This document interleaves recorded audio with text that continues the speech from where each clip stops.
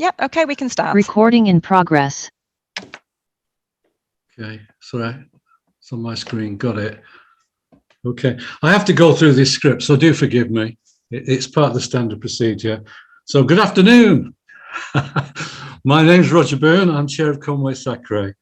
I can confirm that the committee officers conducted a sound check before the start of the meeting, so I presume everyone can hear me, yeah? Everyone?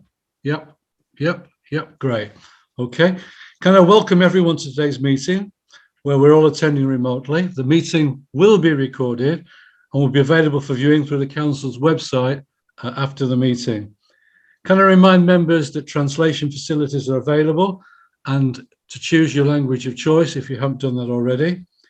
If you wish to speak, please use the raise the hand function. You can also use the chat facility, but please note that I might not be able to monitor the chat facility during the meeting. All microphones will be muted. If you've indicated your intention to speak, you'll be invited to turn your microphone on. If you leave your device for any reason, can you please ensure you're muted and that you turn your video off? That's important because we get background interference if that doesn't actually happen. Okay. We haven't got Libby with us, but I want to give a warm welcome to Kathy. Libby has joined. Oh, she has. Right. Okay. Well, first of all, I'd like to give a warm welcome to Kathy Riddick from Humanist UK, who's going to talk on, all the contribution that a humanist perspective can bring to the work of our U3A, and to take questions after that. And also to Libby Jones, who I think many of you know because she's presented to us before, a prominent advisor in Wrexham, prominent member of NAPFRE and of WASACRE as well, and is doing enormous amounts of work in the promotion of the AGARED qualification. So big welcome to all of you. Hang on, there's stuff on my screen just put it. Oh my goodness, Windows wants to restart me. Hang on. Oh, panic. Okay, so moving on to the agenda, the first thing we need to do is to appoint a vice chair, and I'm hoping that somebody might volunteer to be nominated.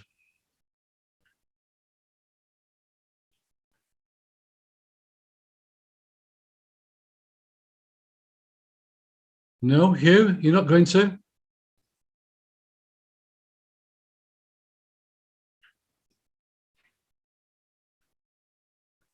You need to unmute yourself, Hugh. At the moment, yeah, okay. I have been chair until recently, so I think it's somebody else's turn at the moment to do that. Right, okay. Would anybody like to volunteer? You're not likely to have to do it because I'm not planning to miss meetings, but it's just the security of it. And Abdul obviously did it very well, but he's actually leading the council. He's chairing the council now, so he's got plenty on his plate, to say the very least. No, okay. Well, I have to hold that in abeyance then. Any apologies, Sally? Can I say something, Roger? Of course. For the sake of carrying on, I would be willing in an individual meeting to help out if there was any crisis. Right, well, that'd be really helpful. It means I can bail and genuinely feel I can stay in bed. All right, I withdraw. Cheers. Okay, thanks, Hugh, for that. That's a reassurance. Apologies? Apologies have been received from Councillor Chris Cater, teacher representatives Ariane Pierce and Julia Buckley-Jones, and co-opted member Nicholas Richter. Okay, declarations of interest, any? Right, there aren't any urgent matters, but I do want to say that I'd like to get this meeting over by 4 o'clock, if it's possible, because Phil, in fact, is supposed to be in a GWARE meeting at 4 o'clock. And obviously he's crucial to our working in terms of the expertise he brings. So just bear that in mind as we try and progress the agenda. Okay, To approve the minutes of the meeting held on the 18th of June, is there a proposer and a seconder? Mary proposing, seconder. Thanks, Colette. Okay, if you agree, can you just all raise your hands? Okay, thank you indeed for that. So that's that. Okay.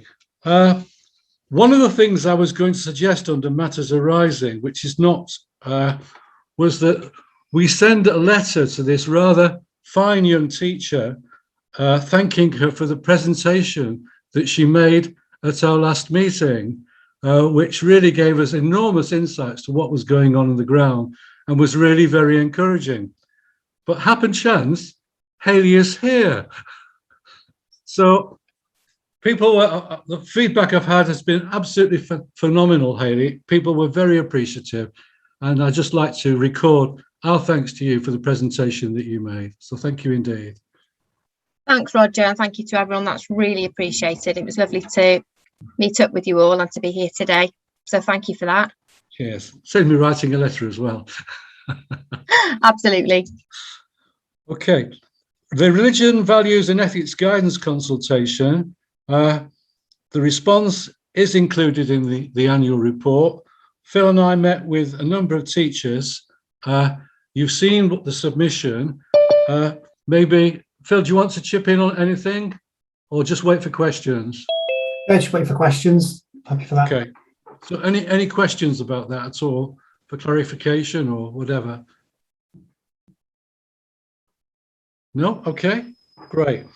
Update for the Education Improvement Team meeting that, as you know, Phil now attends that on behalf as part of the new management structure for SACRE that Lowry has kindly put in place. So can you give us the feedback, Phil? Yes, so I met with Chris last week. We firmed up the communication strategy between ourselves and the local authority in terms of getting information out to schools. So that's been strengthened in terms of our action plan. The only issue that comes out of our meeting is the ongoing COVID situation for schools and for teachers. Because of lots of children going off with COVID, and I think the experience is nationwide, not just in Conwy, but schools are really going through it at the moment. So there are large numbers of pupils that are off, and they have to then be provided with work in terms of blended learning, etc. So it's a really difficult and a fluid situation. So trying to set up a teacher group in the last year has been really, really difficult. And that coincides with a group that GWER has set up for local authorities to support the AOLE, the new curriculum. And so for each of the AOLEs, all 6 of the AOLEs, plus a curriculum design and an assessment group has been set up in each of the local authorities. Now that's taken, well, I think that's going to take a huge manpower effort on behalf of the teachers of Conwy and all the local authorities. And we're just trying to navigate how we set up a religious education group, whilst there is also an AOLE group for humanities and a regional group as well that they will sit on. So there was a conversation at the moment about how do we set up our teacher network in light of lots of other networks and groups being organised and created for the new curriculum. So there's a conversation between myself and Lowry and Roger and the EIT really, and possibly to get GWER involved with how we can support each other in the development of the new curriculum, but also trying to, because the teacher group that we wanted to set up works on 2 fronts. One is to support teachers in terms of the new curriculum,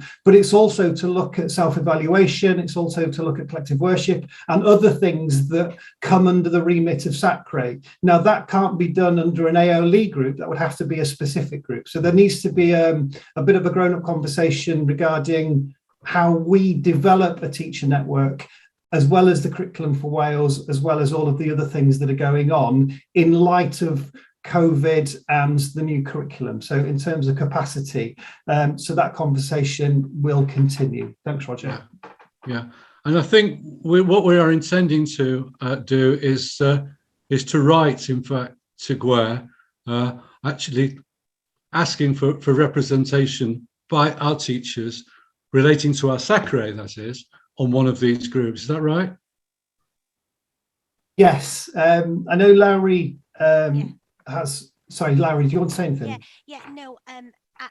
I welcome the approach, and I think it just is testament really to the pressures that our schools are under and the directions that they're being pulled at the moment in terms of all of the changes, in terms of the curriculum for Wales. So I think we need to be very mindful and sensitive to that. And I wonder, Roger, is this an opportunity to get the views of SACRE chairs across the region? And that something is sent out to them in the first instance before we approach this from a Conwy level. Right. Okay. Yeah, I can. Well, it's certainly. I'm happy to have a chat outside of this meeting with Phil and you to come up with an approach. Yeah, I think that it's certainly a much more powerful approach if we can get a network of people actually approaching them, all coming with a common viewpoint. So that's a good way forward. Okay, we'll record that. We'll take that outside meeting. Everyone happy to delegate that to us? Yes. I'll arrange that, Sally, for Phil and Roger and I. Yeah, Great. lovely. Great. Okay, thanks for that. Can I come in? Sure. Can I ofyn cwestiwn? There's a question here before we move on in the meeting. I'm uncertain myself regarding you using two different terms, and I'm not exactly sure where we stand with these terms at the moment. You were talking about RE there, religious education, but the new term is religion, values and ethics, of course. And that comes in. What do you use and where? Because religious education is also a subject, isn't it? Rather than something that's across the curriculum. So where do we stand with that now? Officially? Well, correct me, Larry, if I'm wrong on this one, but my understanding is that under the new curriculum, religious education actually is replaced by religion, values and ethics. That's a national initiative. We are part of that. Whether the agreed syllabus, which is formed on that basis, is just the agreed syllabus, or we add things to it to add a perspective, that will be down to our agreed syllabus conference when we get to it. But in terms of the naming, I think it's religion, values and ethics. Correct me if I'm wrong. Yeah, that's correct. Oh, sorry, I don't know if that was for No, Aaron. come in, Phil, that's fine.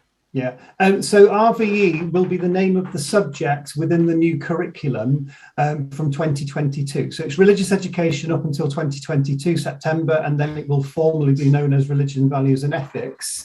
There is a slight oddity in that in a high school, I suppose pupils will still receive religious education in year 8 in 2022, year 9, 2023, etc., as it goes through the school. But schools have had the opportunity, secondary schools have had the opportunity to defer the curriculum if they want to for a year. So some schools won't be starting the year 7 and 8 curriculum, but they'll start both together, 7 and 8, until 2023. And at that point, year 7 and 8 will receive religion, values and ethics, but the year 9s will receive religious education officially from the older agreed syllabus. It's the same with the opt-out clause. So the year 7 and 8 will not be allowed to opt out of religious education. There will be no withdrawal clause for them, but the year 9s and 10s, they will be able to be withdrawn from religious education until the curriculum for Wales follows its way through Key Stage 3, or it won't be Key Stage 3 at that point, through high school. I hope that's clear enough. So RE continues until the new curriculum, and then the new curriculum will follow its way through the high schools. Okay, hello. Okay, thanks for that, Phil. Okay, we had an item, the whole issue of the lack of appropriate Welsh language materials was brought up quite strongly at the last meeting, and Hugh and Annis we're actually asked to meet together to progress that. I know that hasn't happened, but I'd like a target date for that, if possible, from you both, so that we know when it's going to be come back for further discussion. Can I come in here? I have a question about what you've asked about, or what you've asked us to do, that we formulate steps forward.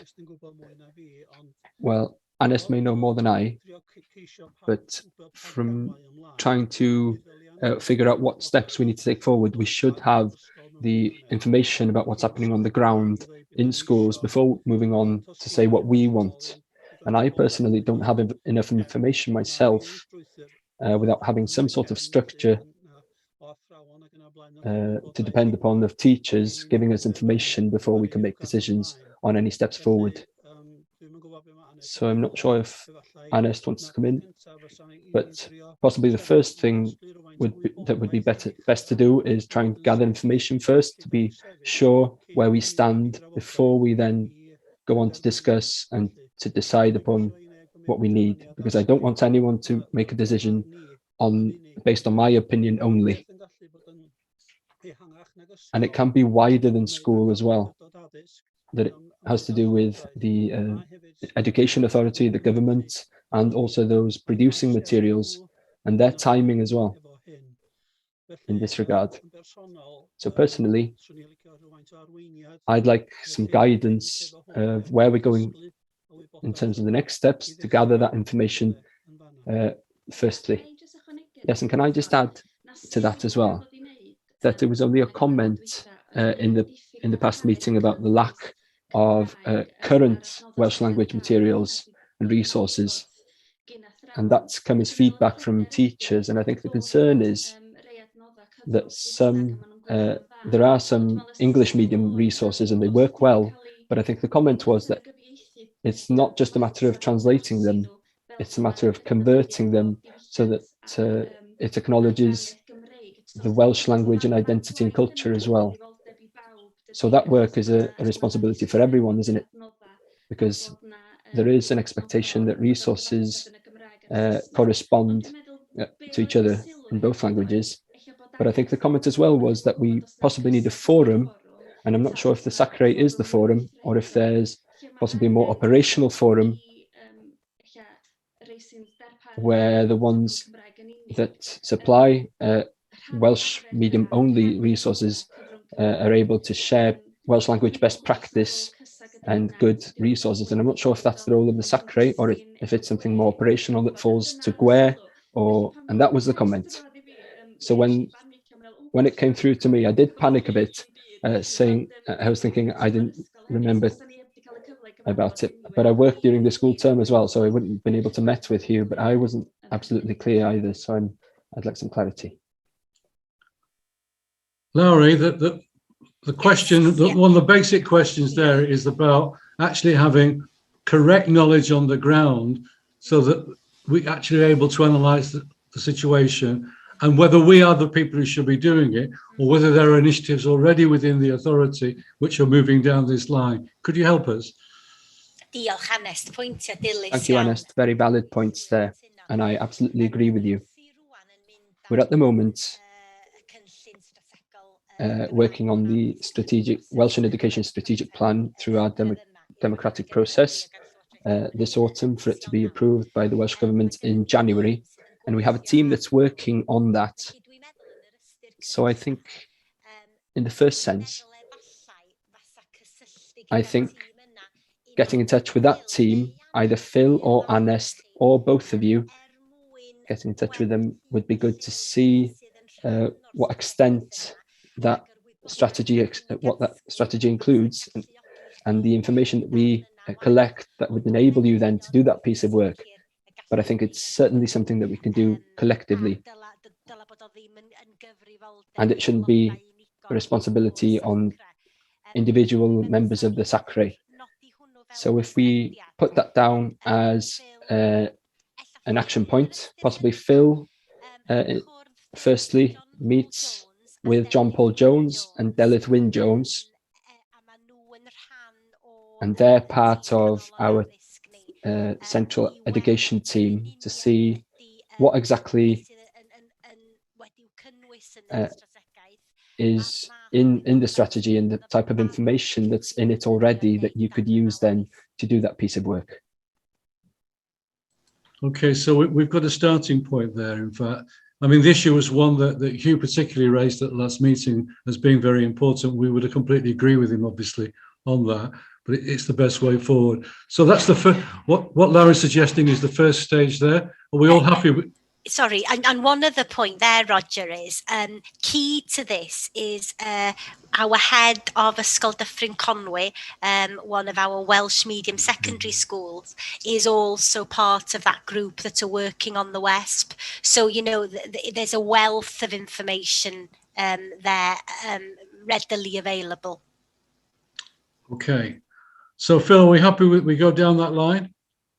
You're very much involved in this, obviously. Yeah, I was going to suggest, I couldn't remember the language around the WESP and the strategic plan, but I knew that there's something much bigger than SACRE going on, and actually whether we could feed into that or have a conversation. So what Larry suggested was really what I was going to suggest as well, but I'll pick that up. That's no problem. I've popped the names of the officers in the chat for you, Phil. Oh, thank you. Okay.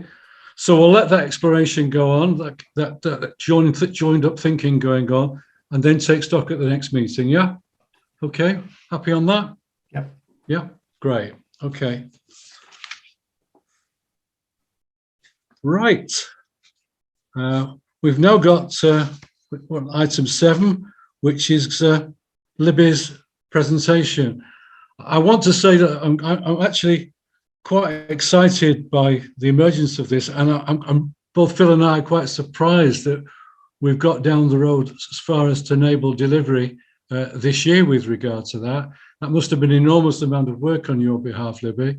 It's an initiative which I said in my own report that my own school pioneered way back in the 90s and was very successful, in fact, in attracting the students who weren't necessarily academic and wanted to see the relevance of the application of religion and values to their ordinary lives. And we had a very, very good uptake and a lot of interest. So I'm really excited this is taking place here now. So it's over to you, Libby. And again, a warm welcome from all of us. Thank you, Roger. Thanks for that. And thanks, everyone, for listening to me today. I'll try and be fairly brief. I do have a PowerPoint presentation. I don't mind if I can't share it. I can just talk you through that anyway, but would it be possible to share that for me to share my screen, please? Sally? Yes, absolutely, Libby. Yeah, go ahead. Yeah, it's all there. Right, okay. Share the right one.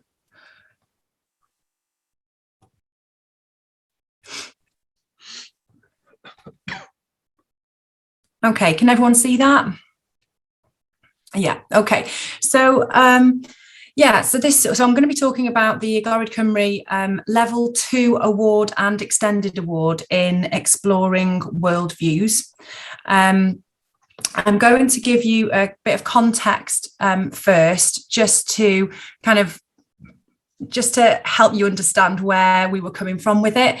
So it did start with Wrexham schools, and as I'm sure you've experienced in Conwy, in recent years, an increasing number of our schools have been struggling to remain compliant with legislation at Key Stage 4. It has been a real challenge. Currently, there's quite limited choice for both schools and learners in the qualifications that are provided for RE. We have a very good GCSE for option learners, a full course GCSE, and there is still the short course GCSE that is provided. However, what we've found with our schools in Wrexham is that schools are not finding it easy to offer that to non-option learners, so your statutory core learners, but they still have to provide some RE for their statutory learners. So it was becoming unreasonable, really, and unmanageable. So it wasn't just about the statutory learners. per se, in that they weren't interested in the content of the GCSE, but also accessibility of the GCSE, especially for learners with ALN or learners with other challenges, whereby they weren't in school very often. There were lots of reasons why what they had on offer wasn't working for them.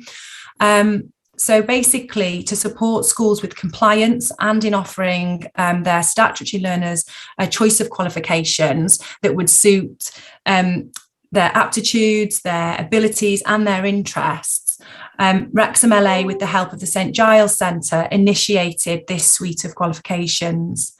And what we're hoping is that this suite of qualifications will support learners in developing their skills and knowledge in RE, and improve their understanding of religions and beliefs, non-philosophical convictions, to use the new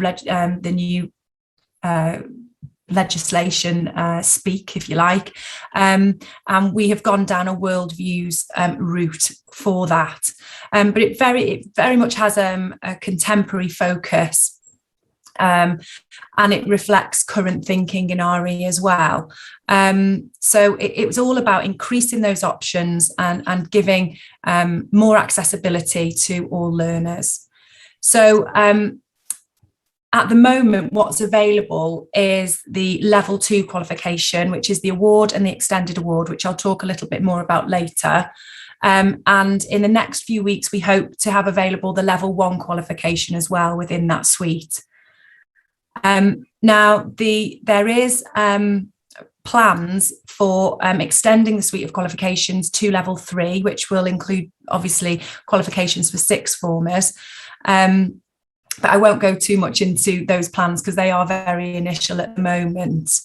But just to give those people who perhaps aren't aware of this sort of terminology, so a level 2 qualification is a qualification that whereby the GCSE grades that would be sort of equivalent, if you like, is A star to C. That's a level 2 qualification. And then a level 1 qualification is D to G. So this suite of qualifications will cover both levels, which is really useful. Okay, so about the qualification then. It's designed for 14 to 16-year-olds. And specifically for learners who have not opted for GCSE religious studies. And it's really important that we remember that, because this particular qualification is completely different from the GCSE. We've been very, very careful not to step on the toes of the GCSE and not to introduce the same unit and the same types of themes, but to be different not only in content, but in the way it is delivered and the way it is accessed. So this is it's described as a vocational course. It's contemporary in the units that are offered, which we'll have a little look at in a moment. It supports a flexible learning and teaching methodology. So it doesn't have to be done in the usual way in terms of a discrete once a week lesson. That's not imposed. It can be done in drop-down days, but it's really important when schools are thinking about how they employ their methodology with this qualification that they adhere to the guided learning hours. So again, I'll talk about that in a moment's time. It should be accessible for all abilities, with it being a vocational course. And there's lots of different ways that learners of all abilities, and that's not just ALN, but those who perhaps are more able can show they've met the criteria for this qualification. So there's lots of different things that will be acceptable.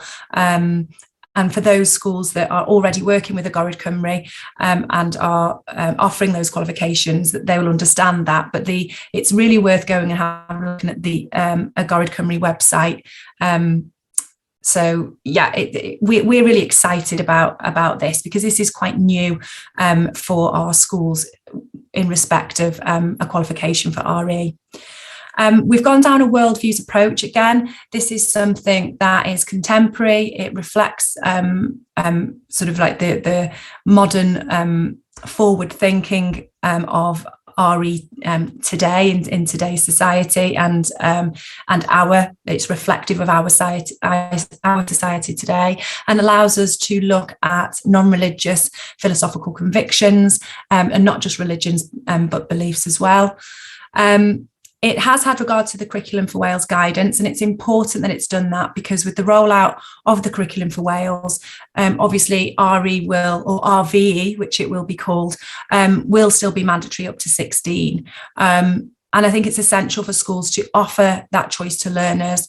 And at the moment, whilst Qualifications Wales will be telling us more about those qualifications that go with the new curriculum, this is something that we have got now, and that we need now. It's going to be too late to wait. That's what Wrexham felt, basically. It was too late to wait for those to come in. And also the units that we have included now, and the future units that we will include, really lend themselves to the statements of what matters in the humanities, as well as being in line with the current agreed syllabus. So obviously we know with the rollout it's phased in, so some learners, and particularly Key Stage 4, will still be working with the agreed, the current agreed syllabus for a good few years yet. Just to give you a little bit of background information on the performance and curriculum information. So the Level 2 award and the Level 2 award and extended award, they come under the domain of humanities and social sciences and preparation for life and work, which is perfect for the new curriculum as well as the current curriculum. The grading scale is a pass, so they just get a pass. There's no merit or distinction or anything like that. It's just a pass. The award is 3 credits to get the award. So any learner that does a unit or a number of units up to 3 credits will get the Level 2 award in Exploring Worldviews. The guided learning hours for that are 30, and that basically is equivalent to a quarter of a GCSE at a Level 2 grade. So the contribution values for school is 11.5 points for that Level 2 award per learner. And then with the extended award, if we just look, because the domain is the same, the grading scale is the same, but the credits are obviously more. This is the extended award, and so that's 8 credits is required, and the guided learning hours for that is 80. Now, just to put that into some kind of context, for a short course GCSE, which is a half GCSE, the guided learning hours would be around 60, and for a full course GCSE, the guided learning hours would be around 120. So this is similar to the half GCSE, the guided learning hours for the half GCSE. Now, this is not an easy fix, and it hasn't been designed to be an easy fix for school. It's been designed to be a better fix than the GCSE for statutory learners only. So again, I can't state enough that this is not in competition with the GCSE, which we think is a fantastic course for option learners, and is the right course to take for future study and further study of RE or RVE in the future. But it is something that I think is more accessible and perhaps more flexible than the GCSE for schools to offer their learners. And whilst the guided learning hours are there for a reason, that does include independent study and different ways of delivering the course other than being sat in a classroom. So it's up to schools to decide how they follow that. The contribution values for the Level 2 extended award are 23 points. which again is that's the short course equivalent. Libby, can I chip in there and just Yeah, ask of a course, question? yeah. Contribution values, is that to the school's overall performance in examination? Yeah, that is, yeah. Okay, so if we have a look at the available units at the moment, you can see there what those are and what they're called and what the credit values are for those. So the one only mandatory unit is called Understanding Worldview. That's worth 3 credits. So if you remember back to the level 2 award, a learner who does just the mandatory unit can actually receive the award, the level 2 award, which is, a quarter GCSE basically. So that would be all they would be able to do and have to do for that level 2 award. And then if they wanted to do the extended award, then they would need to do enough units to gain their 8 credits. So they'd have a choice of exploring my worldview, ultimate questions, medical ethics, ethics of sport and leisure, and worldviews in my community.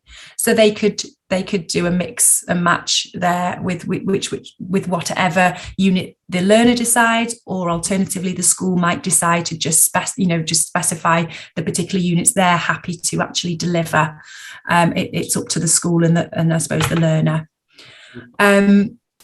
So we chose these very contemporary units to start with. Obviously, they'll need that mandatory unit to get a feel for what a worldview is, the definition of a worldview, etc., and a good understanding of that before they go into exploring their own worldviews and looking at the different contemporary issues that we've got there in the other units.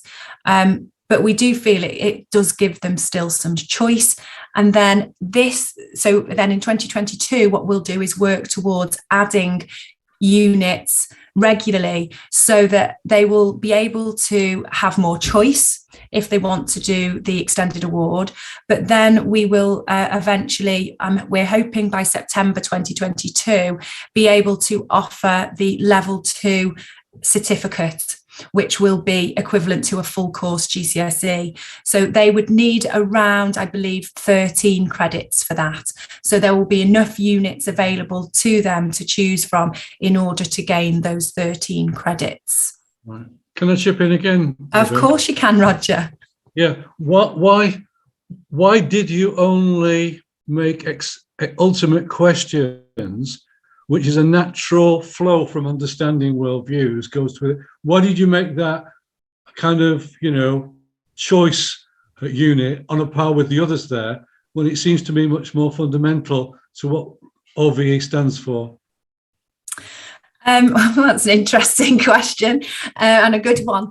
I think really it's up to, we wanted to give schools the opportunity to choose what they wanted to do, and so therefore we made the mandatory, we could have had 2 mandatory units, and ultimate questions may have been one of the 2 mandatory units. We actually had in mind that there would be 3 mandatory units, but we decided to just go with the 1 mandatory unit to offer the most choice, and to work with schools' own expertise.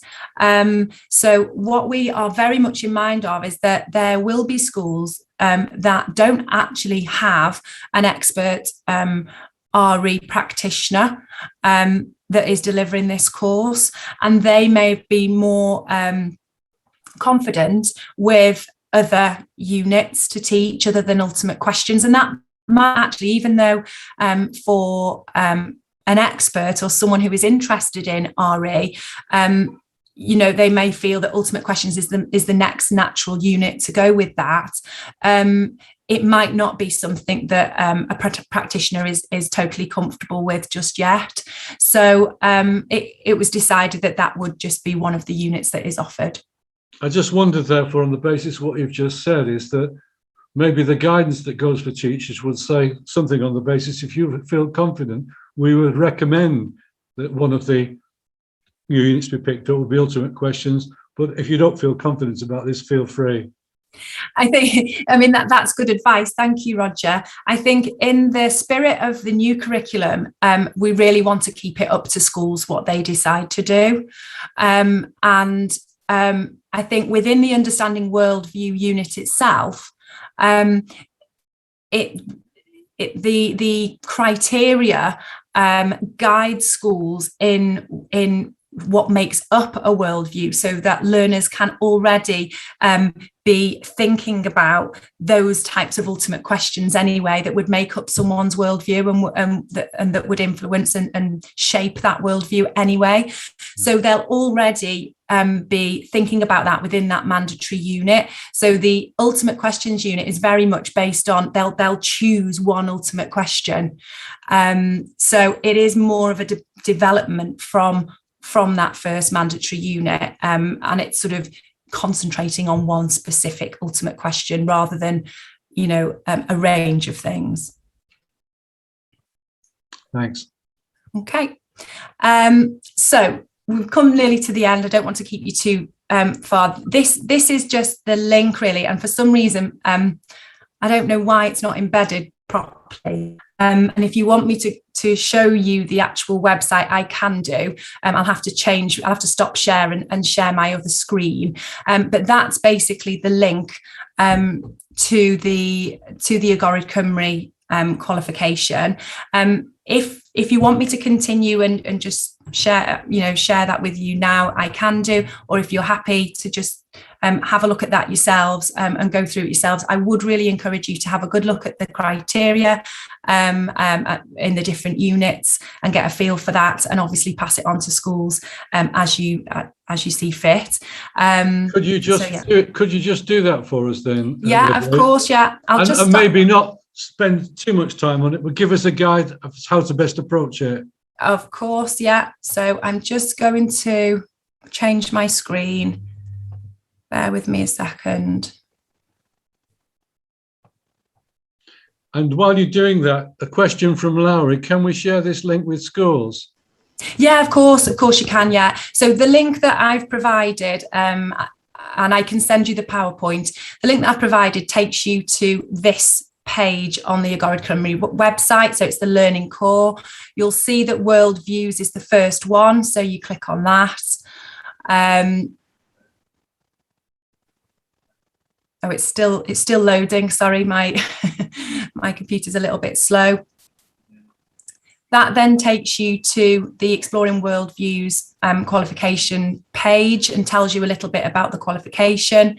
And then you can see here you've got the Level 2 award, which is the 3 credits, and the Level 2 extended award. So if I just go into the extended award for now, that'll load in a second. And that tells you all the information you need about the extended award. And then in order to see the actual units, a bit of a fiddly website, to be honest, you have to go down here to show hide units for some reason. Don't know why.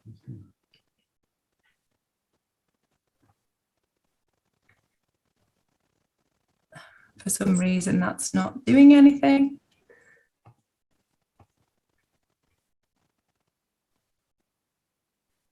Let's have a look. There we go. I'll just go on the first one, which is Understanding Worldview. And that takes you to the learning outcomes and the assessment criteria.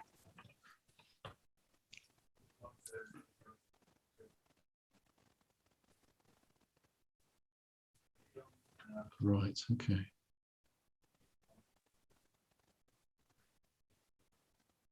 Another good thing about this qualification is, and for those who are already familiar with the Agored Cymru qualifications, is that students can meet this criteria in lots of different formats. So there's no exam, and there's lots of different ways that they can show that they understand the term worldview, understand the factors that can shape personal worldviews, shape organised world, etc., etc. So meeting this criteria is a lot more flexible.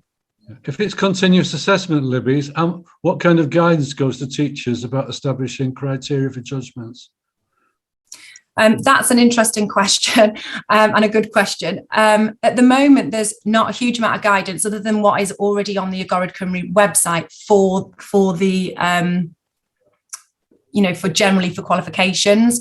There are some pieces of information down here that explain things a little bit further. But the St Giles Centre is currently putting together some resources that will be free of charge that will support this qualification, not specifically support this qualification, but will help with those schools who are offering this qualification. So, for example, we have a resource that will be coming out shortly on exploring worldviews and what worldviews actually means in the context of Welsh schools and Welsh education. So we're hoping that we can put together a package of resources that won't just support this, they will support this qualification, but won't just do that, will support RVE and RE currently and support teachers teaching it and delivering it. So, I mean, when we pioneered this, we obviously had a sizable textbook for all the kids to use with all the resources, references, etc. within that. You're saying this package of resources will do a similar job? I mean, yes, it's not going to be a textbook. We're not providing a textbook. Agorad Cymru don't do that, and the St Giles Centre won't be doing that.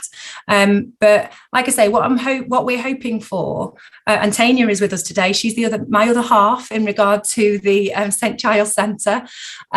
We're hoping that the resources that we produce, whatever they are, whether it be PDFs, PowerPoint presentations, videos, whatever it is, will be helpful not just for this qualification. They're not specific to this qualification, but will be supportive of this qualification. So we want to be very clear about that. We won't be just producing resources for this qualification. They will work in lots of different ways with RVE. Okay, right, thank you. We're open for questions now, I think. Can I just pick up, in a sense, what Larry was hinting at, really? And I'm thinking particularly of Conwy schools now as well. I personally am very keen for the schools to pick up this as an opportunity because, as we've said at this meeting a number of times now, the short course is far too academic, and that's the only other current alternative. And as you've already said, this is far more suitable to children with a different approach to education. So, and I know from experience it's successful in that respect. So, yeah, but how can we, Larry's asked the question about providing the link for schools. How do you intend to publicise this initiative? Because you've worked very quickly, that's it, to put it into place. How can we publicise it in Conwy, and how can we best help you to engage schools in Conwy with actually picking up this subject? Sorry, Roger. No, actually, it wasn't a question for Libby. It was a statement. If Libby wants to share the information and the link, we'll happily share it and distribute it within our schools. More than happy. So, no, it wasn't a question. It was a statement. Yeah, okay, well, I've turned it into a question. Okay, well, I can respond to both. So, Larry, thank you. That's fantastic. And yes, I would love you to share the link with your schools. That would be fantastic. What we're doing in Wrexham is, because obviously this was a Wrexham initiative, we've actually worked with teachers in Swansea as well as Wrexham to put this qualification together. So it has been a very collaborative approach. But in Wrexham, what we're trying to do is let all our schools know about it. Obviously, it's only of interest at the moment to, and will always be in secondary schools. So for example, I've shared the blog item that is on the St Giles website with the head teachers and put it in the head teachers bulletin. So all head teachers will get the information about it, the link to the actual Agorad Cymru website within that blog item. And so maybe one of the ways that Conwy could help is also by sharing the St Giles Centre website information, which I can put in the chat, because not only will they not only will they see the blog and they'll get a little bit more information about the qualification by reading the blog, but actually the St Giles Centre website gives them a whole host of other information that might be useful. And that is where the resources will be located that they can access. Yeah, I think Libby's actually suggesting as well. Sorry, Libby. I think Larry's actually suggesting that if you send her the information, we could potentially go down that route. And it flicked across my screen, was an email to where you could actually post it all. Larry? Yeah, Libby. Yeah, I've actually heard the presentation in AdU, so really welcome this approach, and I've got the email address there. If you send everything through to that email, we'll distribute amongst schools. Okay, that's brilliant. Thank you. Yeah, that'd be terrific. Okay, other questions now with regard to this? I have a question. Can I ask a question? Yeah. I think it's better for me to ask. Is it being translated? Can you all hear me? Yes. Is it available? The Agorad Cymru. Is it available in Welsh as well? Is it? Yeah. Okay. Yes, it is. Yeah, the Agorad Cymru website is fully bilingual. So if you click on Cymraeg at the top, you then see the whole all the qualification suite information will all be in Welsh, and that is the same for the St Giles Centre website as well. It's fully bilingual. Okay. Can I ofyn un cwestiwn arall? Can I ask one more question, if that's okay?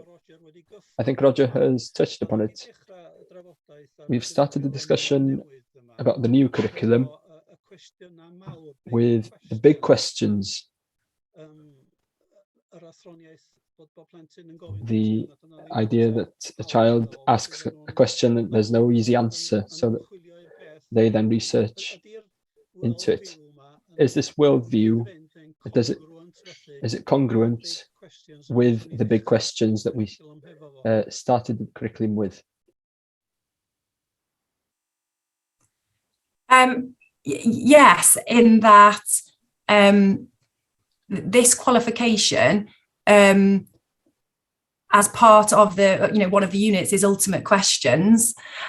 So it fits in with that, but also it provides opportunities for teachers to explore with their learners the statements of what matters. So it does fit in very well with the new curriculum and that kind of big ideas, big questions, the what matters approach. So it very much provides those opportunities at Key Stage 4 for that type of learning. And the more units that come up, the more useful it will be. So some of the other units, for example, I did share with Roger a list of some of them, but I did say there's a caveat. We don't know whether all of these units will actually end up being produced. But there's lots of different ideas that our teachers in the steering group are coming up with that are very suitable to the new curriculum as well as the current curriculum, and would cover those kind of big questions that you're talking about. Okay, diolch yn fawr. Okay, thanks, Libby. Any more? Okay, well, thanks from all of us, Libby. I think I'm getting the nods round. I think we're all much clearer now, what's involved. What are your hopes in terms of pickup? It's really difficult to say. We're basically thinking that it will probably be picked up by schools for use, particularly with small groups of ALN learners initially. And then possibly as schools get more familiar with it, they may actually then open that up to your larger statutory learner group. But initially we think it'll be quite a low in pickup to kick off with.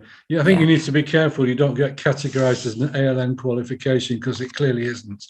No, it's totally, both ends of the spectrum and everything in between. It's really for statutory learners, those who haven't gone down that GCSE route, which is the absolute right route for further study in more an academic way. Yeah.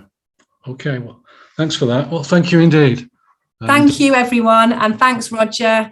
Yeah. Best of luck in progressing. Thank you. That's great. Cheers. Bye-bye. Bye now. Bye. Okay, we move on to item 8, the humanist presentation from Kathy.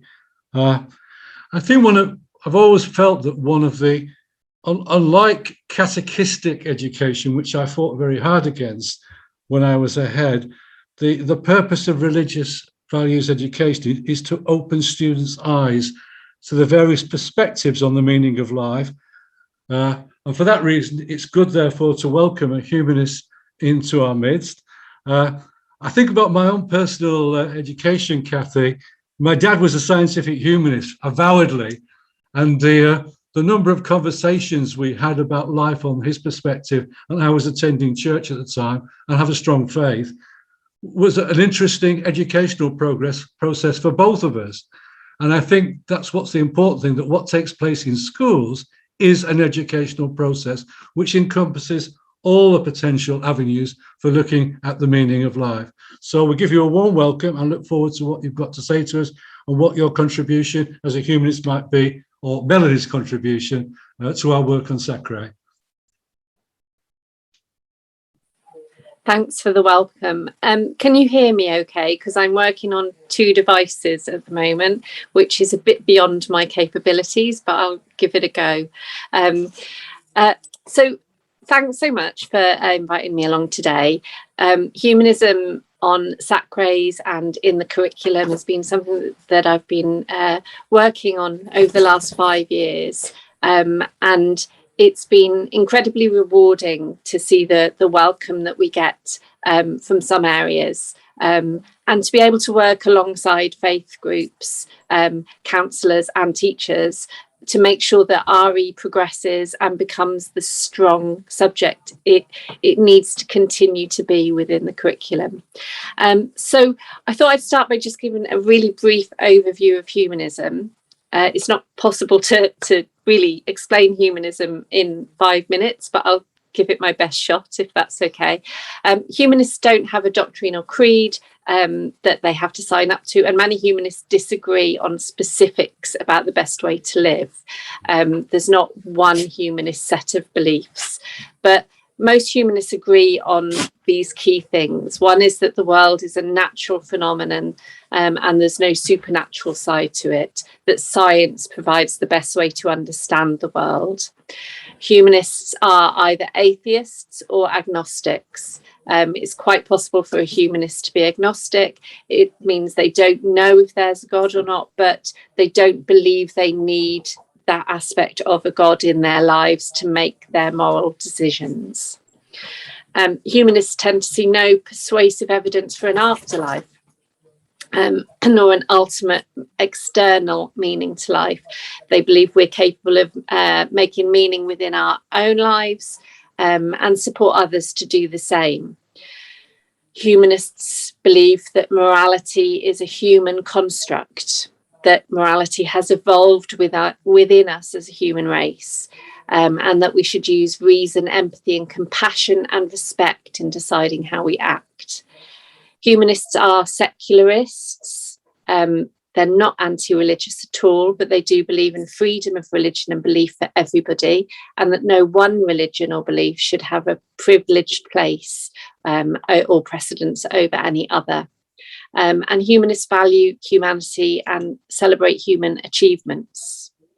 That's a really quick snapshot. Obviously, you could delve into it much, much deeper, but they are the basic, fundamental aspects of belief that humanists agree on.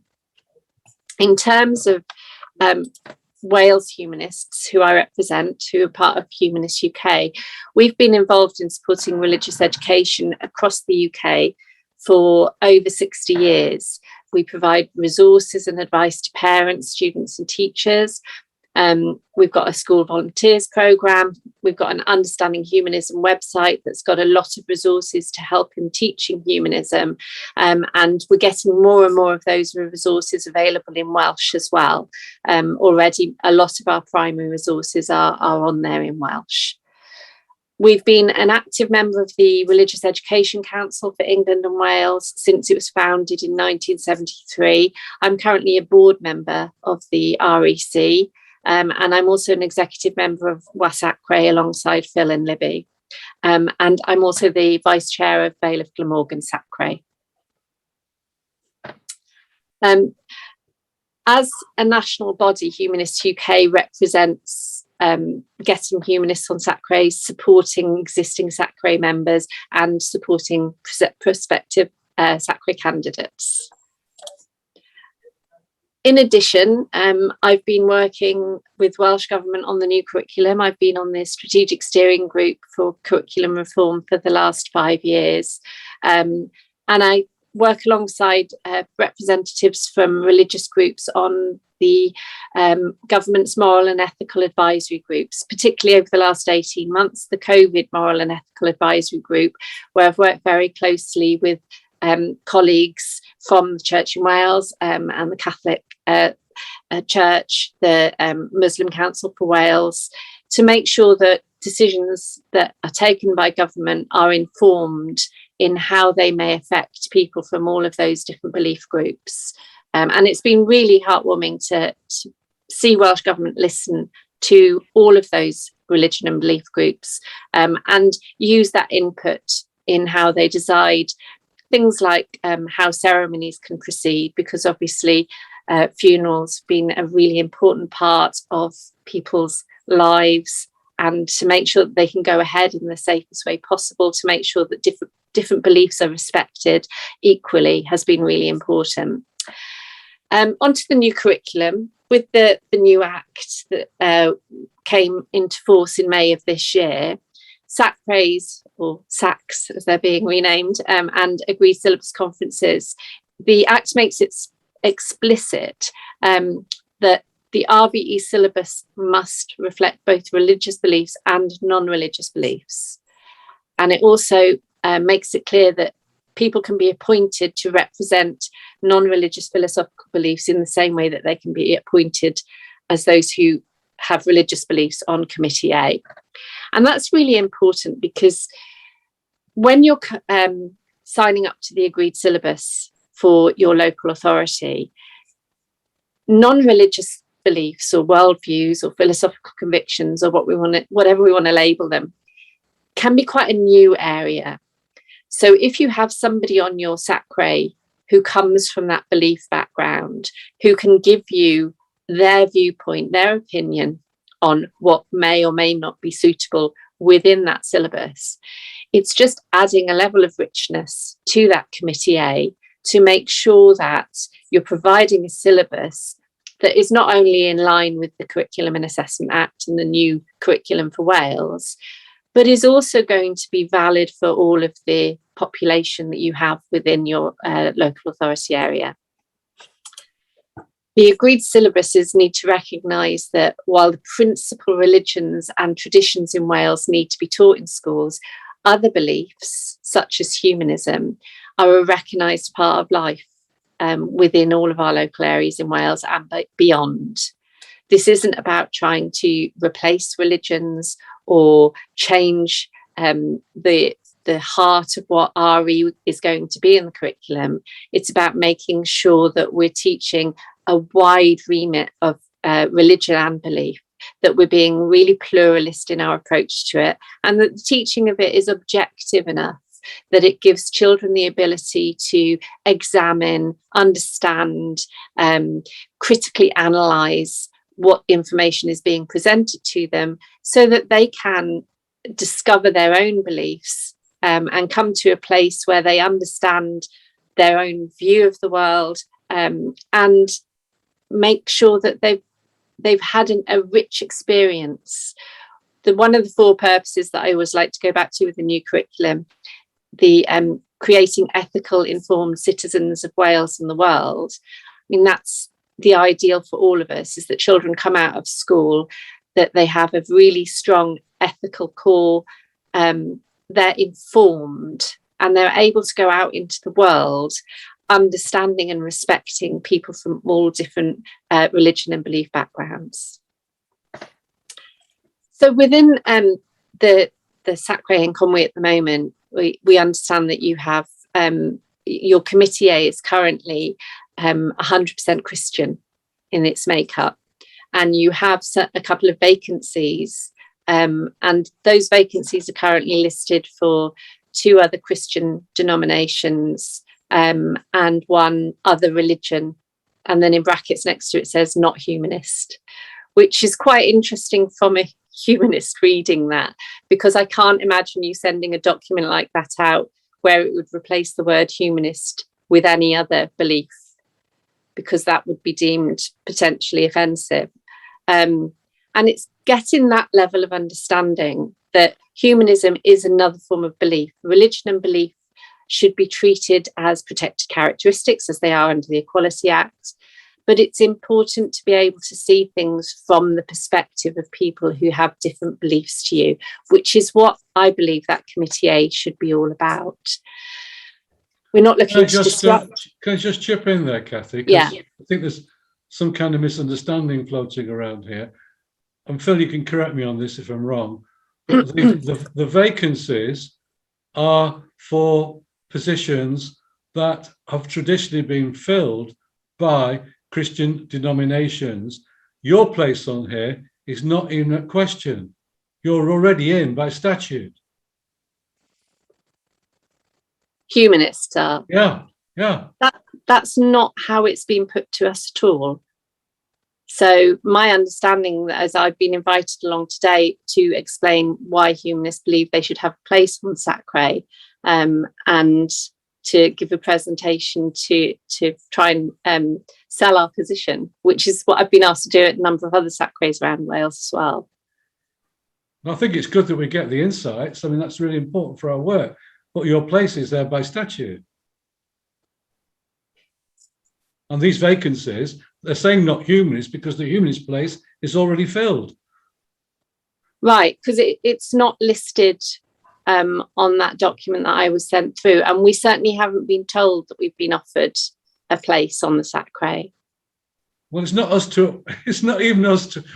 We actually, we in this SACRE, before I became a member, I think in Hugh's time as well with Phil, we actually put out invitations to local humanists to actually see if we could get a member to join us as a co-opted member in those days, and nobody actually took them up. So there's not been any kind of hostility towards having this perspective as part of the overall perspectives of SACRE, but you wouldn't be invited because you have a place guaranteed. Right, okay, well that's definitely a misunderstanding because we haven't been told that. I think the candidate who put themselves forward to come on to SACRE felt as if they were being asked to come to be interviewed to see if they were suitable for the position, see if they were suitable to be given a seat. And, you know, it is contentious. We've been rejected by quite a few SACREs across Wales and asked to prove how many humanists there are in the local area or prove why we believe we deserve a seat on Committee A. Well, those questions are interesting ones because, as you said, I mean, part of the way you opened out on this subject is that there's no creed. All our denominations here can put a hand and say, we sign up for a particular creed. You're saying there are different perspectives, but there are general principles that underlie all humanism. Now, for us to understand that, that's a useful journey for us to make as well. I was aware of it because my dad would probably hold different views from you. But it's not a question whether you would be here. We're not allocating the place. The governments have guaranteed it. That's really heartwarming because it's, I think, especially with the ASC coming up with the new curriculum, it'll be really valuable to have a humanist. And I'll speak to our candidate to see if they are still happy to fulfil that place. Yeah, I mean, we would be. I mean, I would think probably from our perspective, and it might come out in the questions that you received from the members around here at the table, would be that we would want to be sure in our own minds, and we look at people like Richard Dawkins in this way, that you were as objective as we are trying to be. In other words, we're providing an educational experience and not a philosophical drive or a catechetical experience within the schools. Yes, absolutely. And that's something that as Humanists UK, we make sure that anybody we nominate to take a seat on a SACRE is presenting our belief about how RE should be taught, which sounds like it concurs very much with your own, that it should be objective, that it should be pluralistic, that there should be respect for all beliefs, and they should be taught equally and fairly. And that's definitely how we want RE to move forward. We have a few hands raised, Chair. We have Councillor Abdul Khan and also Laurie Brown. Yeah, sorry, I missed the last bit. Did everybody else lose the screen? I lost the sound completely. No, it's obviously, it's my connection. Abdul. Yeah, thank you, Chair, and thank you, Kathy. And it's just a question really from my personal, for my personal understanding and from the personal heart. My understanding of SACRE, Standing Advisory Council for Religious Education, that's the body. Now I know, and I go to every religion places, and what we have is like, we know there's a destination, which is God, but we come from different direction, but the destination is God. I have a lot of friends, I have quite a few friends, we have debate about it, who's atheist, they don't believe in it. So by you coming in, is that going to be a contradictory? Are you going to, I don't just want to know what contribution you'll put to the debate of believing in God, if that makes sense. Yeah, that makes complete sense. The new curriculum of religion, values and ethics is about learning about religion and non-religious philosophical convictions. And the non-religious philosophical convictions that humanists hold are that they don't believe in God or gods. They don't believe that you need that belief to give you a moral compass and to be a good person, but they respect other people's rights to that belief. And that's the really important thing, is like, from my personal opinion, and as I said at the start, humanists have many, many different beliefs. I don't think there is proof that there is or isn't a God, but I don't feel I need that to make me a good person in my life. I think I can have strong morals and values because being good to other people in society is what makes us successful as a human race. I think being good is enough in itself, that the need for an ultimate supreme being is not important in my life. But I don't believe there is proof that there isn't a God. So I would never deny anybody else that belief, if that makes sense. Yeah. Can I come back here? Yeah.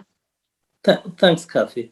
And that's exactly the point. I have very close friend who's really pious person, and he does everything, what one religious person should do.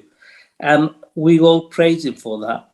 And for his praise, because we're praising him for that, that's the reward he's getting in this world.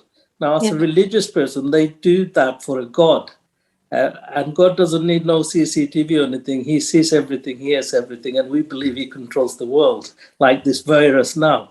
We know we were powerful. But the point I'm trying to make is I often have a debate with him. Yes, because we praised you, that's it. When you go to God, he'll say, your fellow human praised you, and you didn't do it for me. So that's that. But that, I'm going off the tangent at the moment, but what I'm saying is, if we as a religious body asking our children to have a religious value, and then you come in and say, oh, look, don't learn all this because God doesn't exist. Is it contradicting that bodies? That's all I want to know. I don't believe it is, because we're not saying don't learn this because God doesn't exist. We're saying learn it, learn about all these different religions and beliefs, because they affect how people make their moral decisions. It's those beliefs that are fundamental to what makes people who they are and what makes them make the choices that they make in their lives. Make your own choice about what your beliefs are, about whether you believe there is a God or not. But some people don't believe there is, and that's okay too. So that's okay too by me as we well. Everybody has their own opinion. Yeah. But we're going to agree to disagree anyway. Thank you.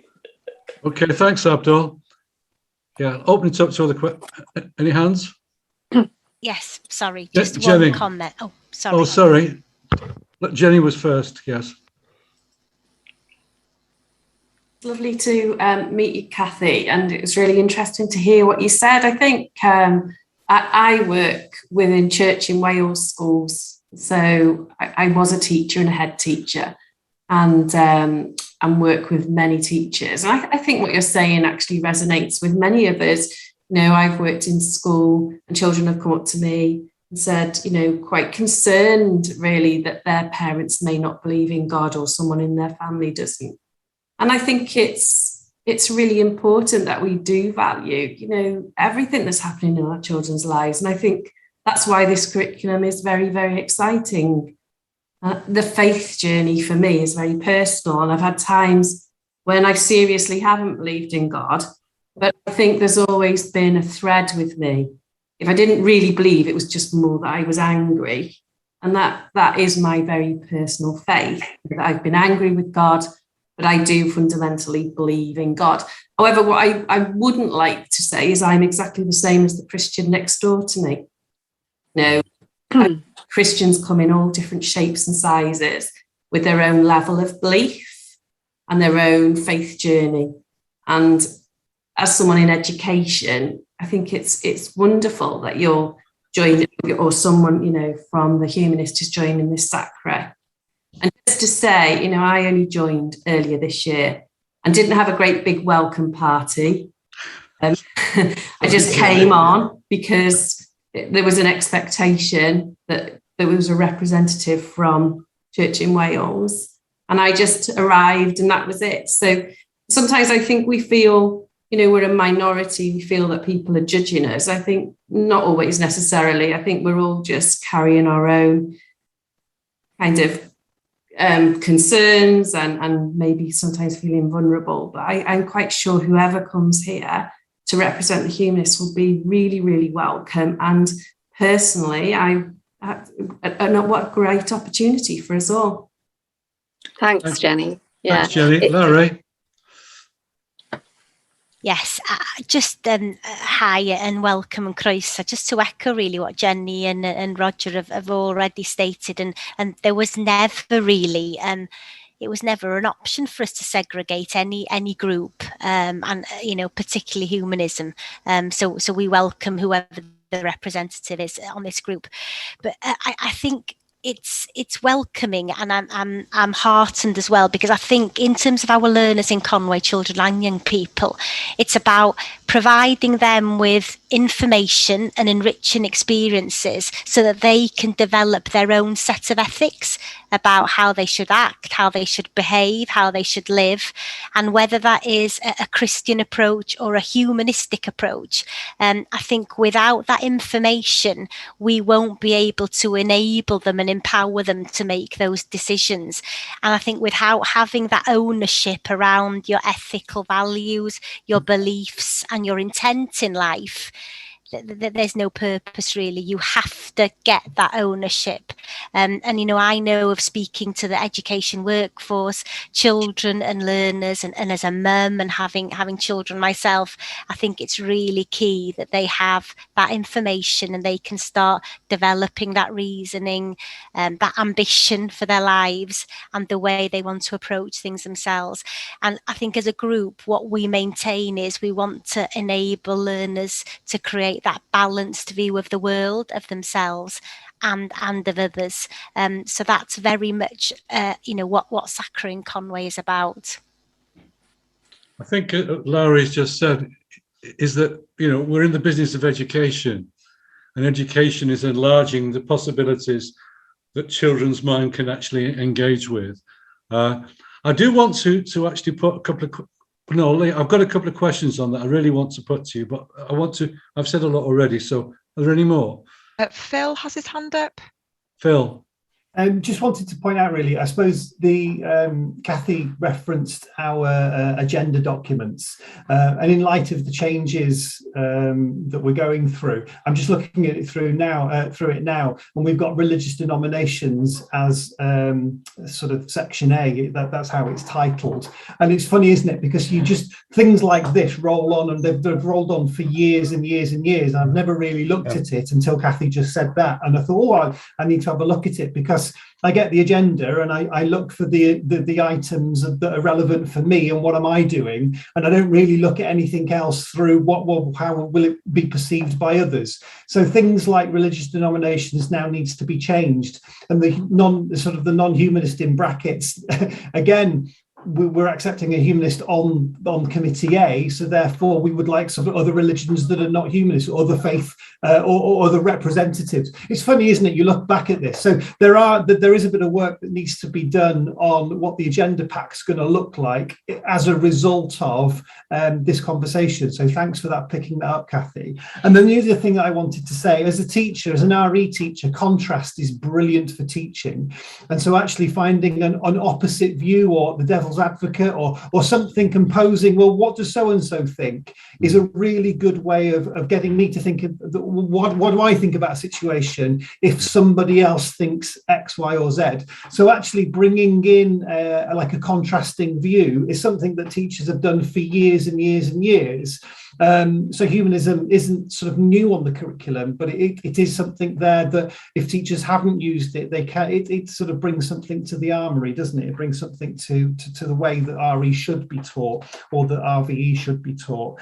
And then also, I suppose, for me, there's this idea of lived religion or lived belief, and there is a continuum, and the continuum is massive, isn't it? So not everybody that claims to be a Christian believes the same thing. So actually there is this continuum that the RE teacher or the RVE teacher has to sort of unveil to our pupils, and sort of bringing in different viewpoints and contrasting viewpoints is really, really important.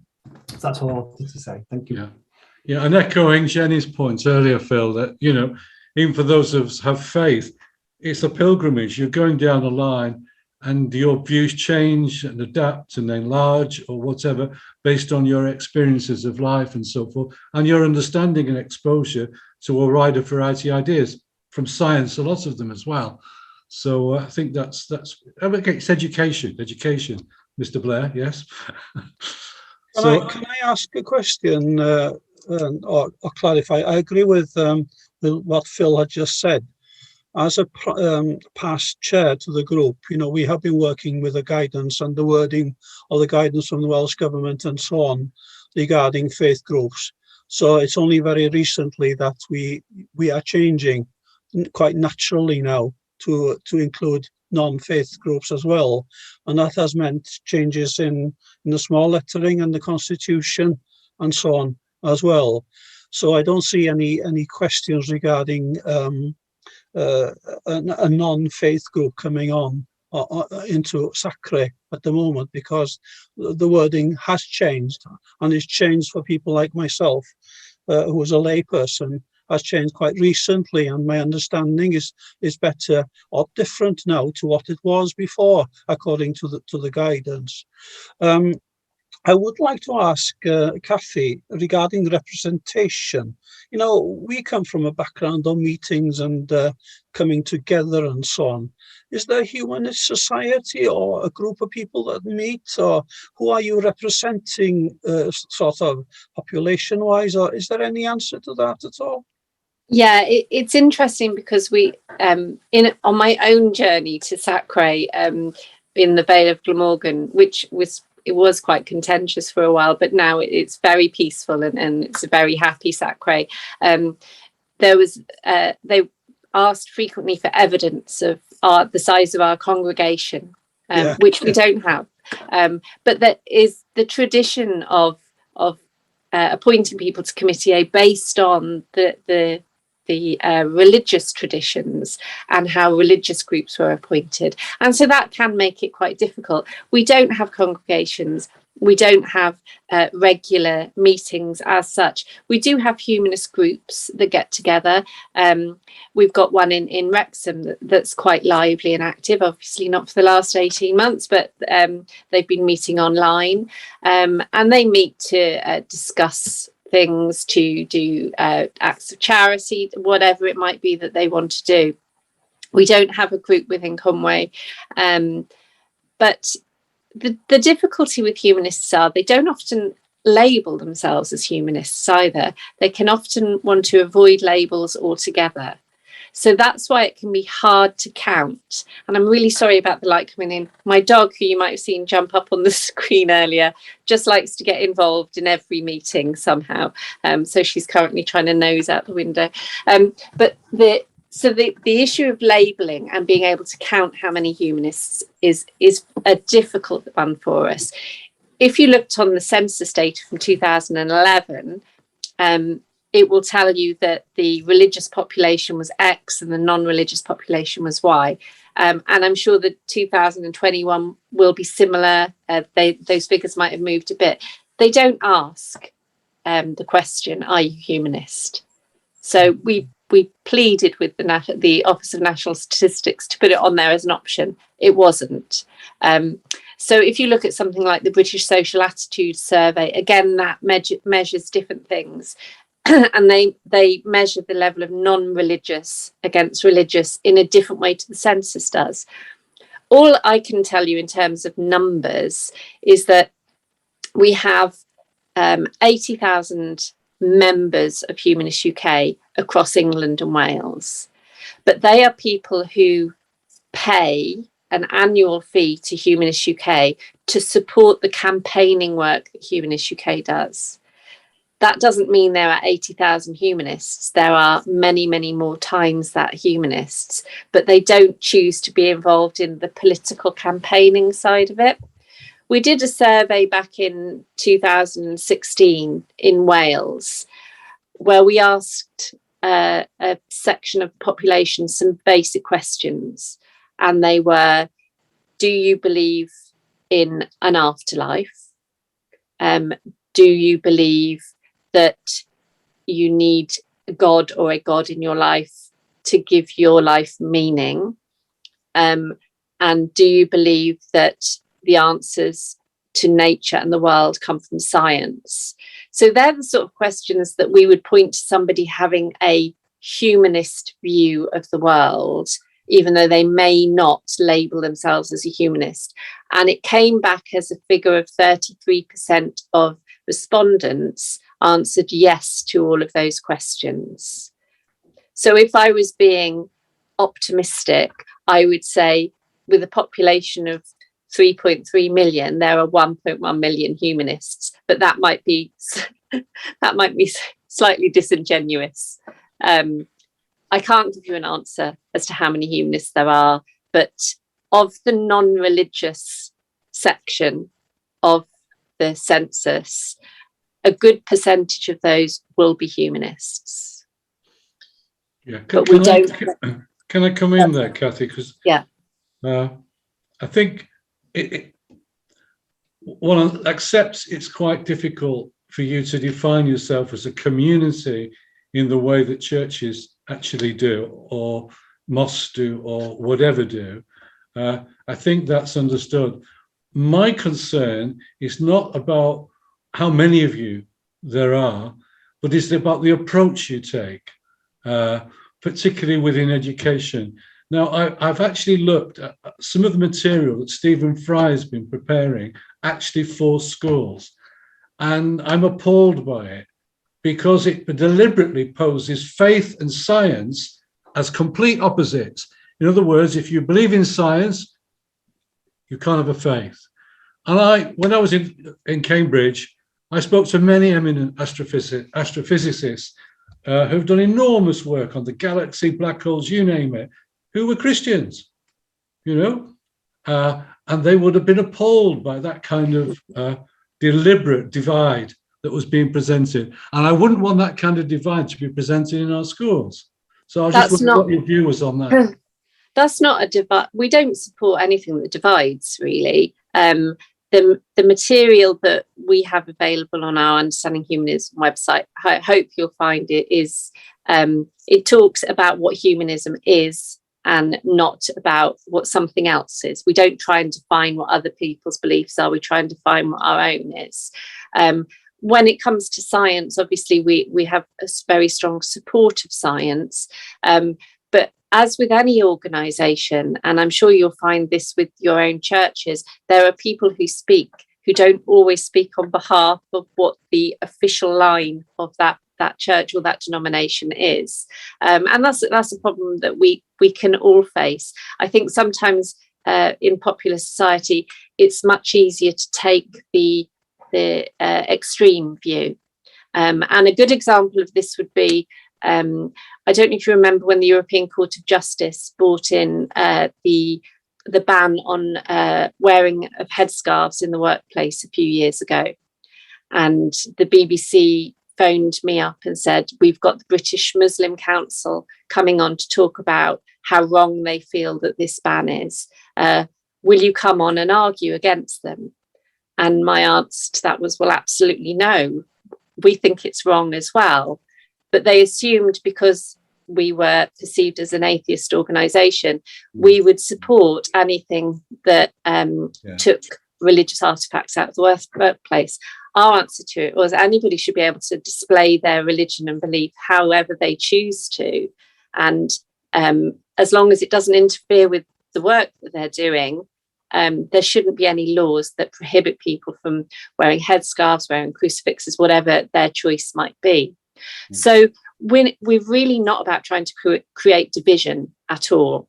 And if you see any resources from Humanists UK, they really shouldn't be, or you shouldn't see any that promote that form of division or try and label faith in the negative and promote humanism in the positive, because that's not. I wasn't aware. I don't know where Stephen's, under what umbrella Stephen was preparing these, these materials, but they were aimed at schools, that's for sure. Yeah.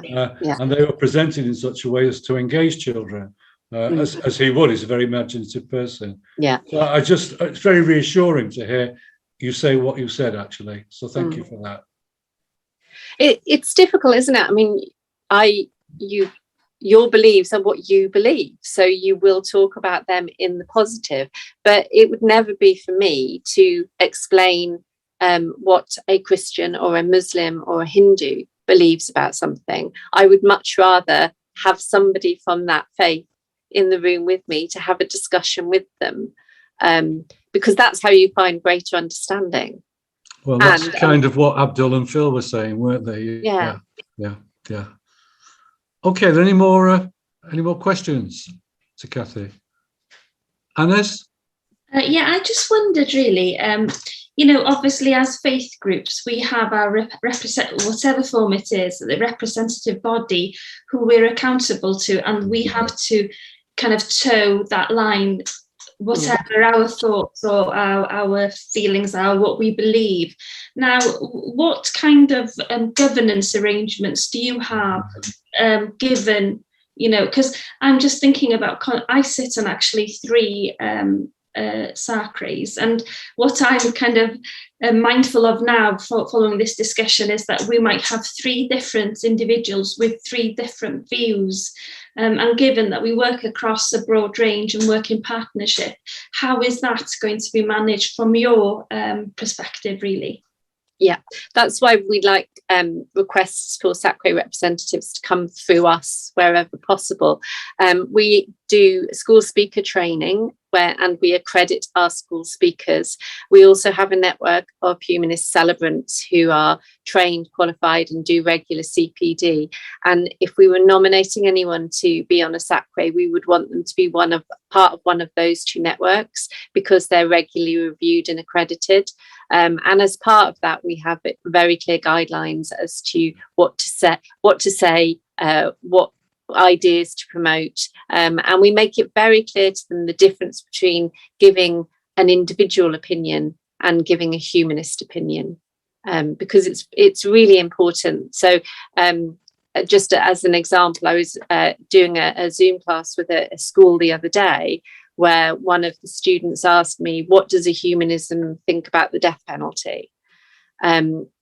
And I said, well, I can tell you what I think about it, and I can tell you what I think a lot of other humanists might think, but I can't give you an official humanists believe this, because we all have different views. And the next question was, are all humanists vegetarians? Because we talk about how much we want to protect the planet. And I said, a lot of humanists are vegetarians, but I can tell you for one, the chief executive, the head of Humanists UK, loves a bacon sandwich. And so I'm afraid it doesn't go for all of them. Yeah. Well, I think if you ask a lot of Christians whether they believed in death penalty, particularly if you lived in the States, you'd get a massive different answers. Absolutely. You really would. And it's that difference between your personal worldview and your organisational or your institutional worldview. Yeah. Well, I think I can probably say that in my own personal journey, although I have a very committed faith still, people would consider me a heretic within some of the institutional religions. So. But that's because it's personal, isn't it? That's what it is for the child, going back to Laura's point, in the school. And how they're going to grow in their understanding on their own journey. I'd like to ask one more question, though, if there's nobody else who's putting their hands up before we leave you. And it's a difficult one in some ways. You talked about, from the humanist perspective, of looking at giving all religions equality. And I understand that as well.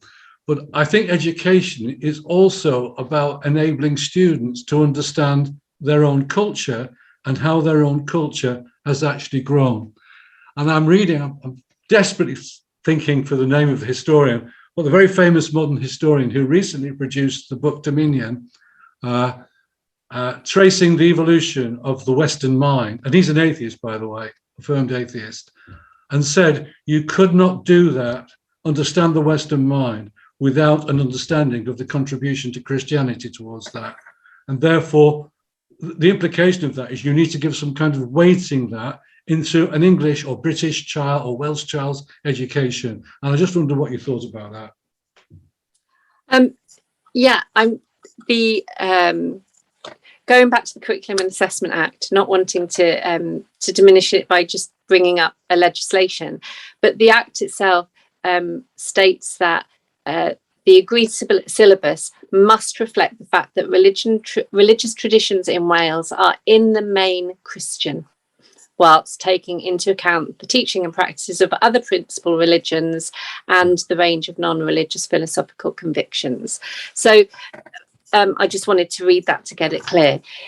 The traditions that we come from are Christian, and it is critical that children are taught about that. It's a really important part of their education. When you look around and you see the churches that are around us, and you look at the history and how we've come to the society that we're in now, if you look at where education came from, it came from the church. If we wouldn't have the education system we have now, if it wasn't for the churches creating that free education hundreds of years ago. So it's a really important historical fact, traditional fact. And it's important because there are so many people within society who practice that faith as we are now. And there are people coming at Christianity from different directions as well. So we fully support that being an intrinsic and core part of RVE moving forward. What we don't want to see is people understanding humanism through the lens of Christianity, if that makes sense.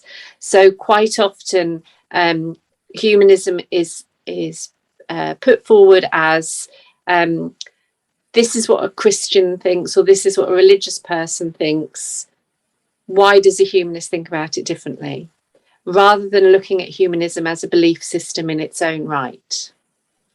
And that's sometimes where the difficulty can occur, that you wouldn't look at Islam just as it relates to Christianity. You would look at it as a belief system in its own right, with its own ideas, that it's grown in its own way, and it's the same for humanism. That was a very helpful reply, Kathy. Particularly, you were right to point to the legal reference as well, the statutory reference as well. Well, I think that for me, that's been one of the most interesting discussions we've actually had on SACRE for a long time. It's nice to move away from just dealing with kind of legislation and processes and talk about some of the fundamental things which bring us to the table in the first place. So I just like, on behalf of all of us, to thank you for your contribution. Very stimulating. And also, we were going to welcome Melanie after she'd given her talk. So if you could pass on that welcome. We will find it difficult to adjust our timings because we fit with the council. Yeah. So she's going to attend. She will need to sort of come when we're meeting. Okay. And if she can't, then we'll put forward another candidate, if that's okay. Great. Yeah, that's fine. Yeah. That's fine. All right. Yeah. Thanks so much for your time, everybody. I've really enjoyed it. Okay. Thank you. Okay. Bye-bye. Okay. We move on to item 9, which is the action plan. Phil has actually now written into the action plan the timings, and we therefore want to agree it. But there is a rider, and it's been referred to already in this meeting, both by Phil and by Lowry, and that is that in actually endorsing the timings within that action plan, we have to take on board a certain amount of flexibility because of the constraints that schools are actually working under at the moment, not only with the delivery of the national curriculum, but also with the impact of COVID. But bearing that in mind as a rider, I would like, if there's any questions on it before we put it to the vote, I'll take them now. Okay, well, could I have a proposal that we now accept the action plan with the current timelines written into it? I'd like a proposal for that, please.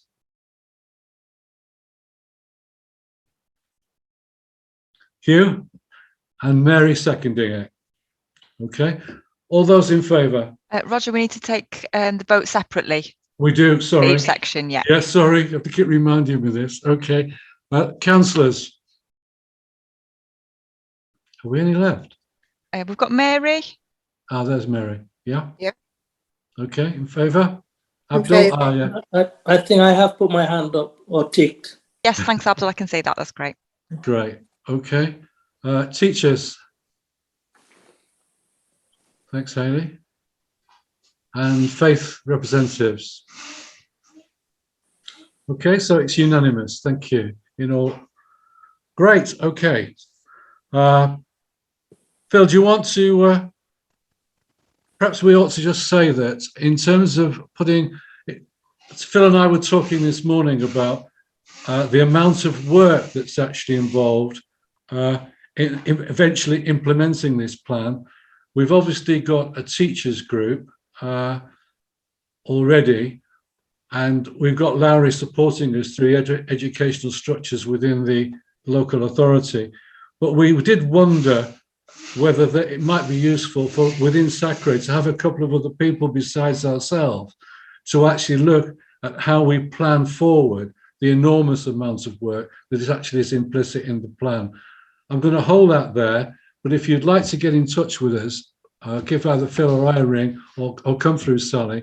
We would be interested if there were a couple of other people on SACRE who would join with us in looking and planning that. Okay. the annual report. Any question? You've all had a copy of the annual report, considerable documents. And are there any questions that people want to put either to Phil or I with regard to that, since we've prepared it? Can I ask a question? Ga I ofyn cwestiwn? Yes, sure.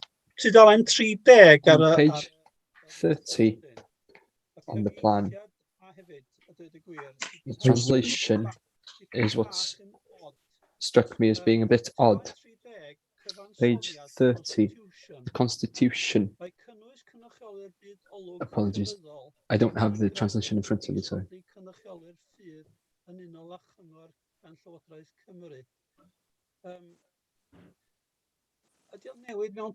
Is it just in terms only rather than the membership? Because the inclusion, I think the English is the inclusion of religious and non-religious world view replaces. Yeah, is it a change in terms rather than change in membership? You understand what I mean? It doesn't. It's not quite clear.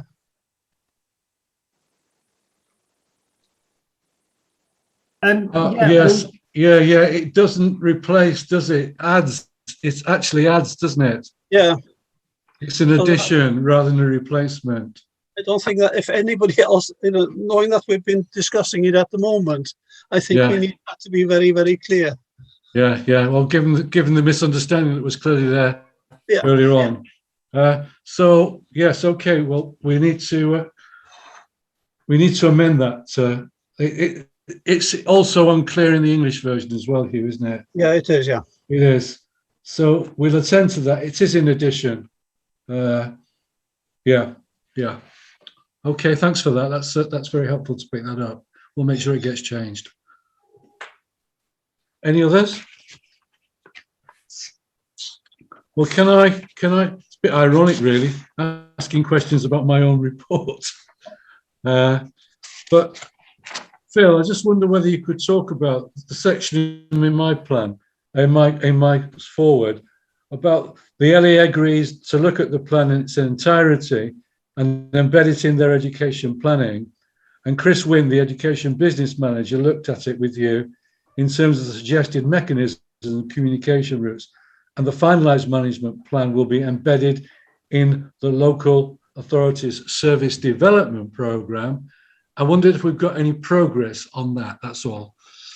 Yeah, if I can just take the steer from Lowry on this one, though, I presume it'll go as an appendices to the education plan for Conwy, and the appendices obviously will be the work that SACRE is doing because it feeds into schools and the work that schools are doing for religious education. So I can't see that being a problem.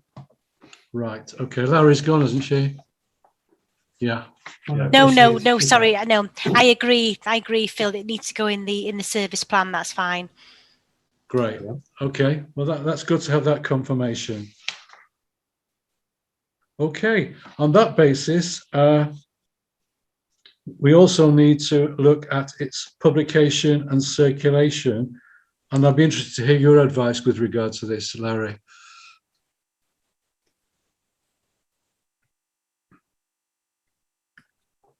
Phil, have you had initial discussions with the education improvement team around this? I have, yes. So it's going to go to all schools through the normal channels. I think the conversation was the wider distribution for councillors and for the council. Governors and so forth. Yeah, we do that as a matter of course as part of that briefing document. So we've got those distribution lists. So we just need to inform Chris and the team, because our governor link sits within Chris's team, that's Aenir Jones, and also we can ensure that it is circulated to members as well. Okay, brilliant. That'd be really helpful. And of course the diocese and our union reps are part of that distribution list, so it's an encompassing list. Yeah. And Phil, I gave a presentation to the Llandudno Cytun last week on the work that had been taking place within SACRE, and they also would like, well, if you gave me 8 copies, I could circulate those through to the representatives of the canteen. I suppose that brings up printing. I presumed it would just stay electronic, and we could sort of send it electronically rather than having any physical copies. We'd promote the electronic distribution. We wouldn't promote. I'm sure Katine, Roger, would be able to receive it electronically. Nia, or I'm sure I can email Nia and ask if she'd get that electronically. Okay, I would hope so, but leading a U3A with older people, and a lot of older people on Katine, I wouldn't have your confidence on that one, Larry. They do email me. Okay. Can I say this, Roger, please? I'll say it in English for you to understand. We're very grateful to you for all the work that you've done here now, and other people like Phil who have been involved. I think we've changed gear recently during the last year or so in getting this in a very professional manner now, and it's quite full and very professional indeed. Diolch yn fawr iawn. Well, thank you indeed. It's nice when people, we have put a lot of work in, undoubtedly, and we couldn't have done it without Larry, as I said in my report. That support has been fantastic. And one of the joys of it is actually that Phil and I really enjoy working together. And so it's been, what could have been quite laborious because of that, it's been quite pleasurable, hasn't it, Phil? Yes, it has. Yes. Oh, you're on the spot there. Oh, was my camera on? Sorry. Yeah, it was. Yeah, it has been very good. Thank you. Oh, great. Okay, well, to adopt to consider and approve the, could we, Sally, I've missed a trick here. Are you there? After the humanist presentation, we should have actually voted to note that presentation as well as welcome. But I think, can we all take that was implicit, wasn't it? Yeah, great. Okay, so could we therefore now have a proposer for the approval of our Conwy SACRE annual report for 2020-21, please? Thanks, you need to take each separately again. I'll keep doing. All right. Okay, councillors. Yeah, can we have a proposer and seconder first, and then vote on each separately? Well, that's what I thought I was asking for. Colette had just proposed it. Okay, there we go. Yeah, and the seconder, I was looking for a seconder. Thanks, Hugh. Hugh seconded. Okay, we'll now take votes according to group. Let's take teachers first. Thank you. Faith representatives. And Mary. Yeah. Great. So that's unanimous, which is great. So thank you indeed for that. And thank you to Phil as well for all the work that he particularly put in with regard to this. Okay, we have one more. We're doing just about all right, Phil. We've got item 11, which is to receive the minutes of the meeting held on the 16th of June 2021 of SACRE. Phil, I think there's just one aspect of it you wanted to just to highlight, and that was it. Yeah, on page, it's page 69 of the overall minutes, or page 20 of the SACRE, the WASACRE minutes. There is a section number 7 that talks about professional learning. All of the other items on the minutes we talk about anyway, so in terms of the guidance, the consultations, etc. But it's the professional learning that's the only thing that we've not really discussed. Just to say that Welsh Government has agreed a series of supporting measures that will see resources being created for RVE in the new curriculum. Welsh Government have offered to pay for that, or they have secured some funding. There are questions about how we're going to see that into fruition. I'm just looking at Tanya on the screen there. But there is the commitment from Welsh Government to sort of seeing this through, whether that is little videos, it's probably going to be little training videos, resourcing, that sort of thing that teachers can access at their leisure, or SACREs or whoever can access at their leisure in terms of training them up for the RVE. I'll give you more information as we find out. There's an executive meeting next Tuesday that I'm going to be going to, so we'll find out more. And then is a WASACRE meeting in November. I think we'll find out a little bit more about that. I would have thought by the time we've meeting in the spring, I'm hoping that the RVE guidance will have been published officially. We will be then very much on the road to organising an agreed syllabus conference. And out of the agreed syllabus conference, we will then want to create training materials for whatever our agreed syllabus is. And if our agreed syllabus is the guidance that we adopt or adapt, then we, as a SACRE, will look to train our teachers in Conwy along the new agreed syllabus. Now, hopefully, Welsh Government will have done some of that work for us in light of this training package. I don't know if Tanya wants to say anything else. I'm going to have to disappear in a couple of minutes. So, yeah, okay. Yeah. Okay, no, thank you, Phil. I don't really want to add anything to that, but we will have the guidance published online in December. I'm part of the working group working on the guidance and responding to the consultation. And I hope that with my colleagues, that when you see the final version, it will be a really robust and helpful document. Yeah, and that's the only thing I want to add. But other than that, Phil, that's good. Okay. Could I have a proposal, therefore, that we actually note the minutes? Thanks, Mary. Seconder. Thanks, Hugh. Okay. Teachers. Yeah. Councillors. Faith representatives. Thank you.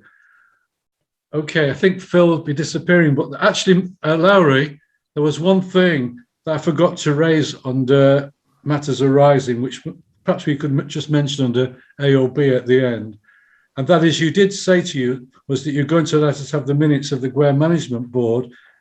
And in fact, Tanya's comments reminded me of that. Be quite happy if you just want to sort of put us in the picture verbally as to what happened. Yes, absolutely. And apologies, Roger. I omitted that from my brain. Sorry. No, forgot to do that. In terms of what we are discussing at the moment, it's about Gware's programme of work in how they're going to approach schools now, taking into consideration, the continuation of the pandemic and the challenges that schools are facing, but also an understanding and an acceptance that, we're still accountable, schools are still accountable, and we've got testing as well. Revisiting schools now as part of their cycle of thematic reviews and inspections. So I think it's about having a good balance of being able to demonstrate schools' progress and improvement using the information that we have. And of course, we don't have any data, and schools aren't obliged to share data with us. But I think it's about using school self-evaluation processes. We are going to be introducing an intervention, a collaborative intervention with schools that it will help us as a local authority and Gware identify those schools causing concern. So we want to make sure that we're joining up with schools in terms of looking at where their vulnerabilities are, identifying where we need those 360 support plans, those enhanced support plans. So that's really the vision of Gware local authorities at the moment, is making sure that we take a whole school approach to improvement, bearing in mind that we do have regulators that want to work with us, but also being sensitive as to what schools are still in, very, very heavily situated in a pandemic. I think we all approach this school term hopeful, looking forward to it, looking forward to opening the doors and getting all learners back. But the picture really on a school setting, an individual school setting, has been quite different to what we anticipated. We've got at the moment 500 learners self-isolating across the local authority. We've got over 30 members of teachers who are off. We've got examples of classrooms that are having to close and take a blended learning approach to the delivery of education. And also we've got a number of pupils within our special school setting due to their vulnerability who are remaining at home. So a very mixed approach to education in Conwy, quite unsettling, and I think our leaders are under immense pressure at the moment. There seems to be a misalignment between what Welsh Government thinks is going on the classroom level and what actually is going on.